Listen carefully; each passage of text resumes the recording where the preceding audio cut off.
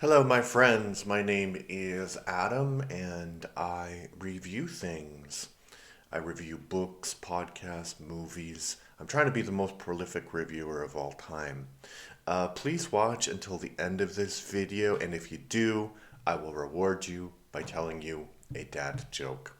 So today I'm reviewing the 2023 film Blue Beetle, which was directed by Angel Manuel Soto and stars Cholo, Mary Dueña, and a bunch of other people, Adriana Barzara. So Blue Beetle is one of those sort of forgotten heroes in DC.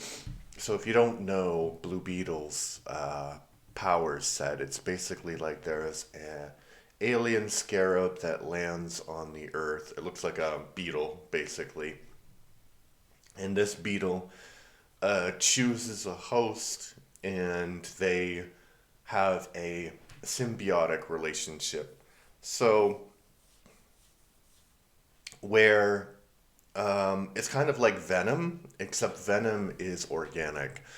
And this seems to be some sort of conscious technological entity because Jaime can create, that's the name of the main character, he can create like weapons and technology, and the suit has its own sort of technology. So the basic plot is that Jaime is this graduate of school. He comes back home to see his family. He's like horribly in debt. The family's in debt. So he goes and tries to get a job. And for some reason, he is working as a cleaner, and his sister's working as a cleaner, and they overhear this conversation between the kind of the really rich people, and Jaime intervenes, and he doesn't really need to. And the character he intervenes on behalf of, Jennifer, she like says, "Okay, I'll give you a job. Come to my office tomorrow." And then she kind of forgets that because she's busy stealing this scarab thing, and she gives it to Jaime, and she tells Jaime, "Don't open it, don't touch it, whatever." And she thinks it will be okay because, as I said previously, the scarab can only be like it chooses its host, and it doesn't really choose just anybody. But for whatever reason, it chooses Jaime, and there's a very great scene where the scarab is like fusing to Jaime, and the family's going crazy. Like they're very, very loud and very, very expressive. Jaime gets like shot through the air. He cuts a bus in half to save himself, but no one gets injured. So the movie good? No. The movie is not good. Is the movie bad? No. It's not bad. So the problem with the movie, I see like two main problems with the movie. One is this sort of culture porn, and I'm not saying that to be sort of anti-woke. I don't have a problem with cultures being represented on screen, but they do this thing where Jaime's family are Mexican immigrants, and they're living in this town, and they're speaking like a mixture of Spanish and English together, and that makes perfect sense. But because like a bit of background on me, my have children, and they're bilingual in English and Polish, and when they're speaking to me, they do the same thing. So it's something that happens. It's not anything unnaturally, but what is unnatural is, so there are like these characters who don't speak any English, and they'll be speaking to a character that we do not know speaks any Spanish. Like, so the character of Jennifer, so they go on her Instagram port. So her name is Jennifer Cord, right? Her dad is Ted Cord. Her aunt is Victoria Cord. So it doesn't seem like these are very Spanish people, although it says like she's Brazilian on her Instagram, which doesn't make any sense. And I think that they added that because they realized they have a lot of scenes where she is just like sitting there and they're speaking Spanish, and she's like, mm-hmm, yep, right? Okay, yeah. Like, I don't have any problem with the Spanish being there and the interactions between the family, whatever, but somebody needs to translate for the Anglo in the room, right? If you want it to make any sense. Or she has to say, like, oh, she has to say something in Spanish, at least, so we know that she speaks Spanish. There's no indication in the film that she speaks Spanish at all. But that's kind of my thing. It's not something that prevents the movie from being good. I think what actually well, actually it does because, you know, they really rely on this. They talk about family and family this and family that, and we do this way and we do that way. And, you know, it's like they don't have any other conversations as a family apart from being a family and the things they do that are different than other people that are not actually that different than other people. So it's really trite writing. It's really quite basic. It's like kind of fast and furious levels of writing, you know. Family, family, family, family, family, family, familia, familia. Yeah. So that's the first problem I have with it. The second problem is that I don't know how to express this exactly, but it's just a movie where the characters don't actually do much. And they're not very well developed, you know. And uh, maybe that's not exactly what I mean. So Jaime is basically Miles Morales, right? Except he's Mexican. You know, I don't know. Yeah, Miles Morales is half black, half Mexican, I think. But so Jaime is basically portrayed as Miles Morales, right? Like really smart. And there's no, like, you couldn't say what is Jaime about? Like, what is his character? Like, what his personality is.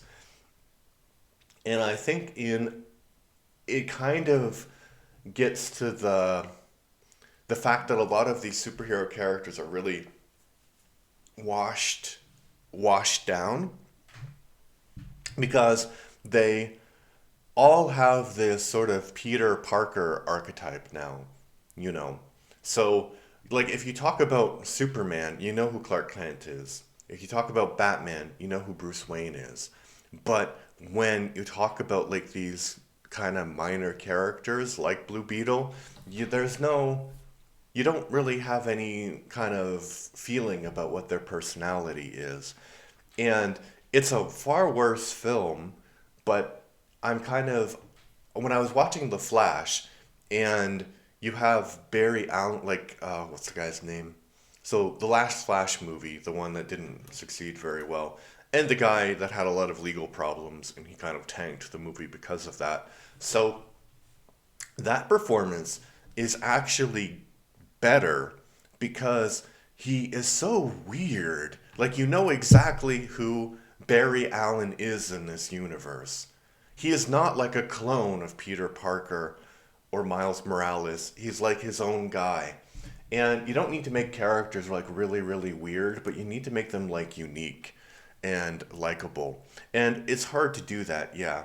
And I think also in the movie there are a lot of like these beats that don't make a lot of sense.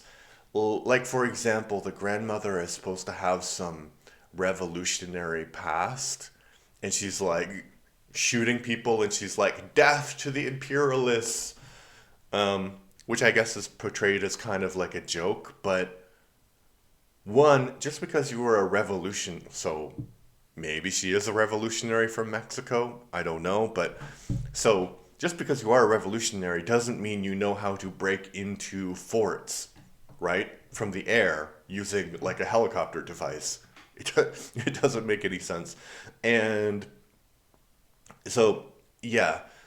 Um, so that character doesn't make sense. The writing doesn't make any sense. Oh, there's another part where um, the the name of the scarab is actually Kajida. And so in the beginning, Jaime is having a fight with this kind of bad guy. We find out later that he's not that bad, but this bad guy. And Kajida is about to, like, kill him. And Kajida says, like, we should eliminate this target.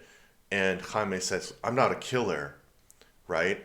And then that scene is reflected, like it's mirrored in the end where he doesn't actually, like he wants to kill the guy because he thinks the guy has killed his family. And actually that's really good writing, right? But so his family are not dead. They have come to try and rescue him in this blue beat. It's like it's difficult to explain, but they've come to rescue him in this helicopter like contraption, which is basically like this retro bug looking thing, which looks pretty cool actually. But anyway, so they land on the fort and the Beetle is walking along and they it has like these pointy legs and they step on a guy and Jaime's sister says something like, "Oh, we stepped on a guy, 10 points." And it's like, what kind of message is that? Like, oh, life is very, very important. We're not going to kill this guy. But yeah, my sister's out there randomly killing people. And I know that the sister is not actually Jaime. So we don't really care about her morality or whatever. She's not the hero. But that seems like a really weird message. And then he has this uncle that, yeah, he can just create like great things in his garage. And he's able to like create this jamming device, and yet he lives in but he's portrayed as being a sort of conspiracy theorist, so maybe that's why he's not that successful, but I don't know. It's just a thing where like everyone can do everything in a movie, and it's like, oh, we need a character to do this, so this character will do this. I didn't like it. I mean, it's an enjoyable enough film, but I feel like I've seen this film 1,000 times. And I don't think a movie like this needs to be like really, really deep. You can make like a movie about a character like Blue Beetle and have it be interesting. Just like a one-off film. Like, oh yeah, that's interesting. And actually, the film that I'm reminded of is, what is the name of the Transformer? The yellow one that turns into the car. He turns into a Volkswagen as well. Ironically, Beetle. Anyway, they had a movie about him. Bumblebee, it's Bumblebee.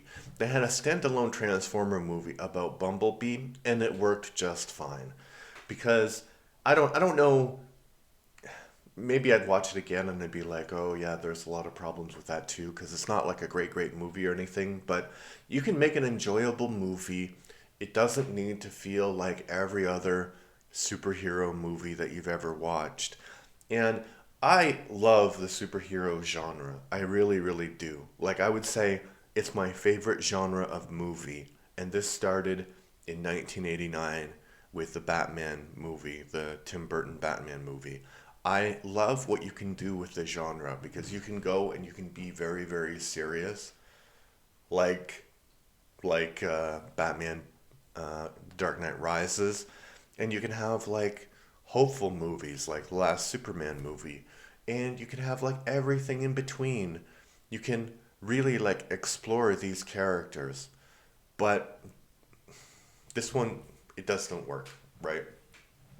It doesn't work as an exploration of Jaime's character. And I think that they thought, okay, if we make it Mexican enough, that will be enough. That's his character. He's Mexican.